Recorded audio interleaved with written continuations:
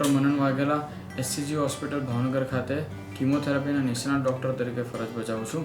આપણે શું જાણીએ છીએ કે આજકાલ સમાજમાં કેન્સર વિશે ઘણી બધી વ્યાપક માન્યતાઓ હોય છે અથવા તો દર્દીઓના મનમાં કીમોથેરાપી રિલેટેડ ઘણા બધા સવાલો હોય છે.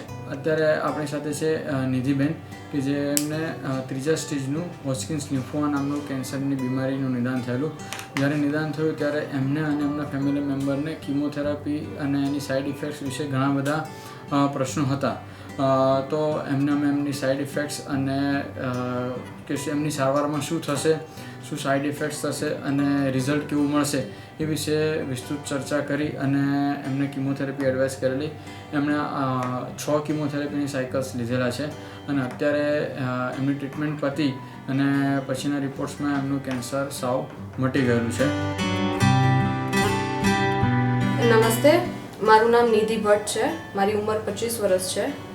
મને લાસ્ટ યર ઓગસ્ટમાં કેન્સર ડિટેક્ટ થયું હતું 3rd સ્ટેજનું. અમે લોકો સારવાર માટે SCG હોસ્પિટલમાં ડૉક્ટર મનન વાઘેલા સર પાસે ગયા હતા. એમના સજેશન પ્રમાણે કીમોથેરાપીની ટ્રીટમેન્ટ થઈ મારી સાથે.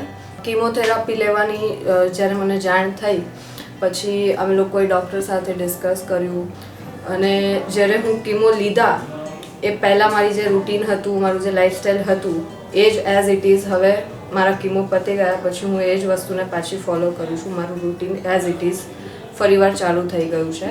અને 6 મહિના પછી જ્યારે મારી ટ્રીટમેન્ટ, મારા કીમોસ પૂરા થઈ ગયા, મારા ફોલોઅપ્સ પૂરા થઈ ગયા, તો હવે હું 3rd સ્ટેજથી અત્યારે હું એકદમ મારું ક્યોર થઈ ગયું છે અને હું એઝ ઇટ ઇઝ મારી જે રૂટીન લાઈફ હતી એને હું પાછી જીવવા માંડી છું.